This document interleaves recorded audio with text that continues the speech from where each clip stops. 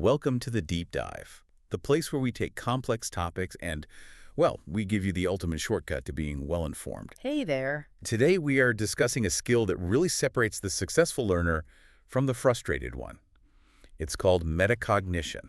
Which is a fancy way of saying thinking about thinking. Exactly. And it sounds a little academic, a bit jargony, but the mission for this deep dive is, I think, really fundamental. It is. We're unpacking the evidence-based methods that teach people, especially adolescents in, say, grades 6 through 12, to stop just passively consuming information. Right. And start becoming the active managers of their own learning process. And the reason this matters so much, especially for that age group, is it's just quantitative. When you look at the research on explicit metacognitive instruction, so teaching kids how to plan, monitor, and evaluate their work, the gains are just enormous. Oh, absolutely. One major review found that this approach can lead to an impact that's nated.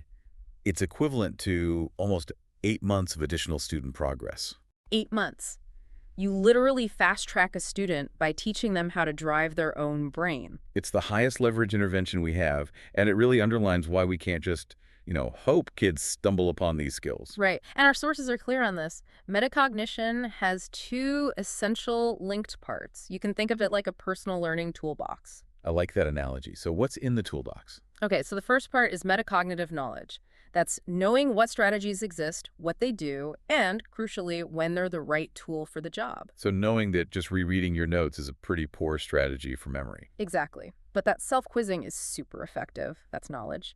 The second part is metacognitive regulation. That sounds like the action part, the execution. That's it, exactly. Regulation is the active management cycle.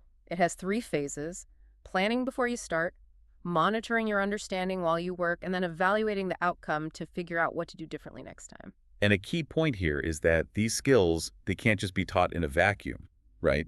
Like in some study skills class. No, they're most powerful when they are explicitly taught and practiced inside core subjects, whether that's history, geometry, or chemistry. Okay, so let's get into the strategies. Yeah. If metacognition is this invisible internal process, the first job for an educator has to be making that process visible. Right. Which brings us to a strategy called think-alouds. Yes, and this is like unlocking the expert's secret. Teachers are basically modeling the strategic self-talk that experts do automatically. So when they're facing a complex task, like analyzing a tricky poem or tackling a density equation, They don't just show the steps to the answer, they verbalize the process of getting there. so they'd actually say out loud something like, okay, before I write this thesis statement, let me check. What am I actually trying to prove here? Have I looked at the other side of the argument? Okay, I'm going to try this structure first.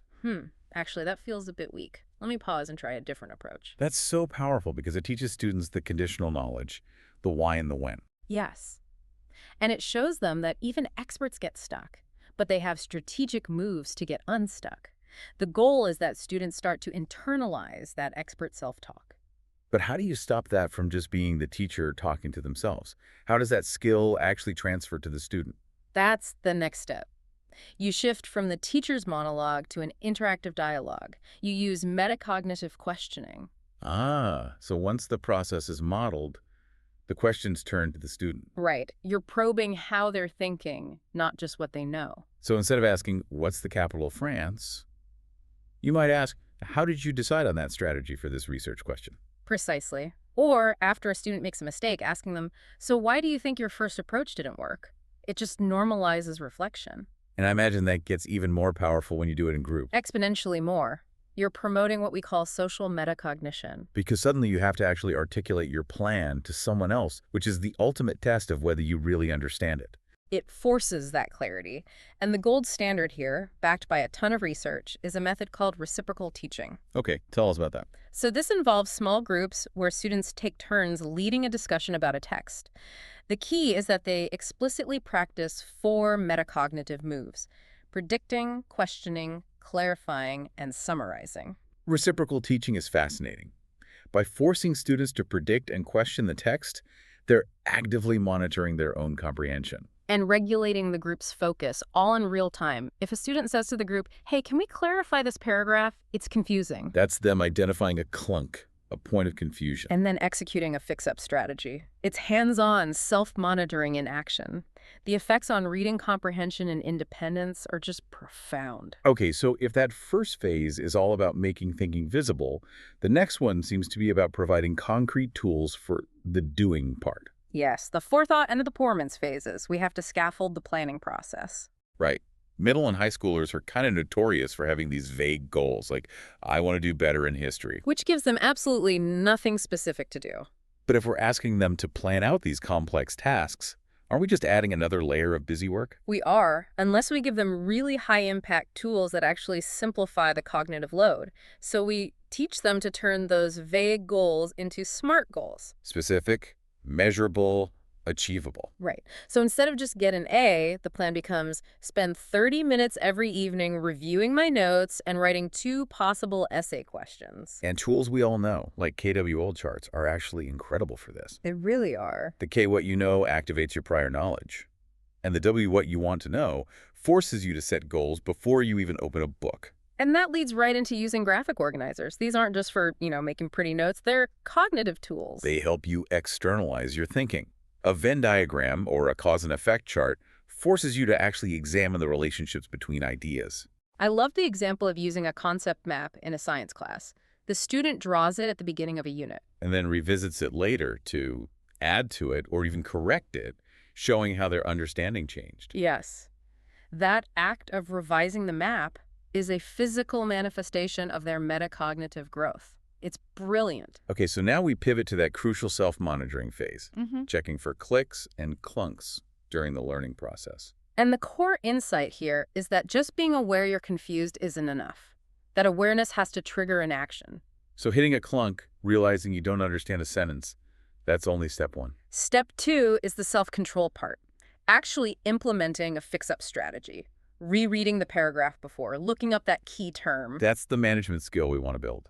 And for really complex tasks like, say, writing a research paper or doing a lab experiment, teachers can use structured scaffolding. Like checklists and rubrics. Exactly. But they stop being just grading tools and become internalized scripts for the students. You mentioned the SRSD model in the Sources Self-Regulated Strategy Development for Writing. That's a lot of acronyms. It is. But what's the simple takeaway? It's basically teaching them a detailed, reliable recipe for better writing. Right. That's a perfect way to put it. It uses mnemonics and self-monitoring checklists to break down planning, drafting, and revising into manageable chunks.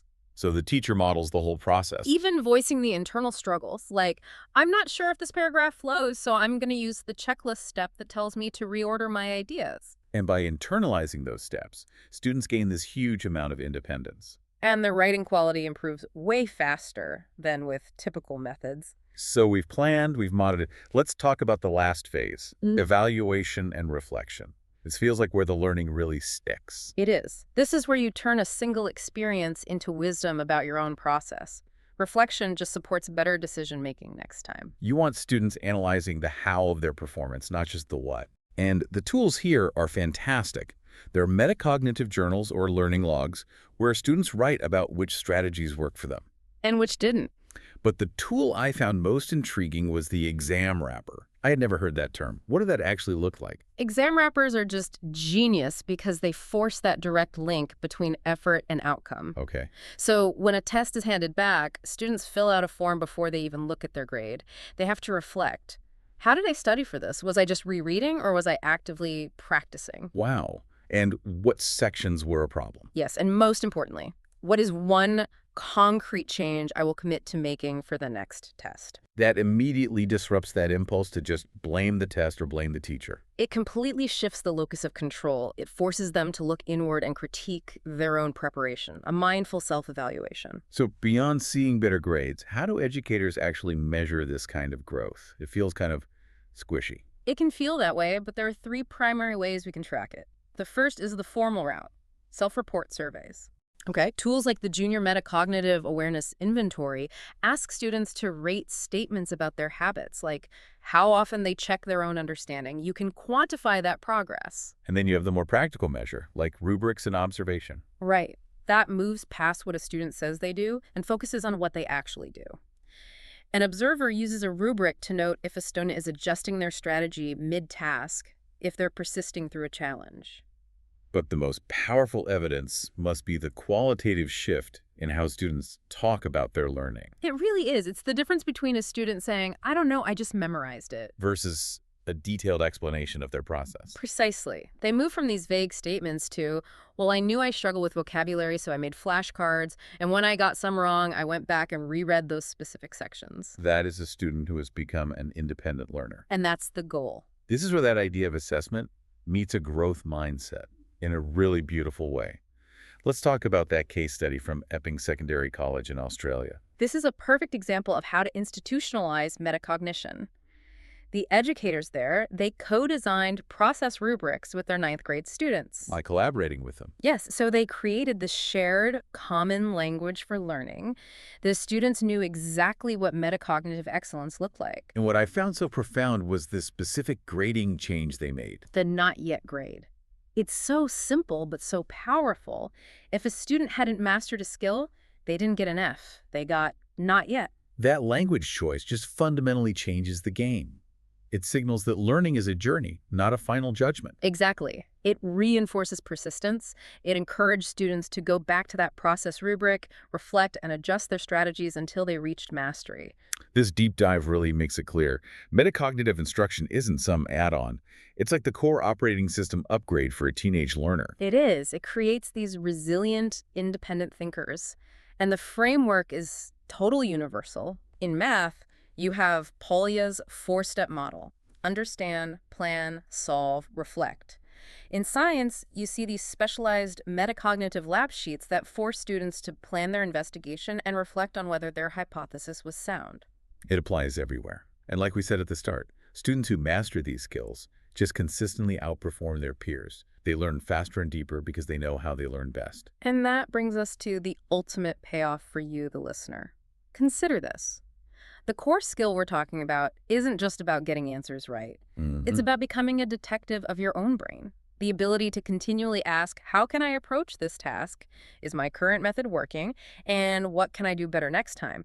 That is the highest form of intellectual mastery. So the goal isn't just to absorb facts and be informed. The goal is to thrive in any learning endeavor by becoming the self-directed, strategic driver of your own competence.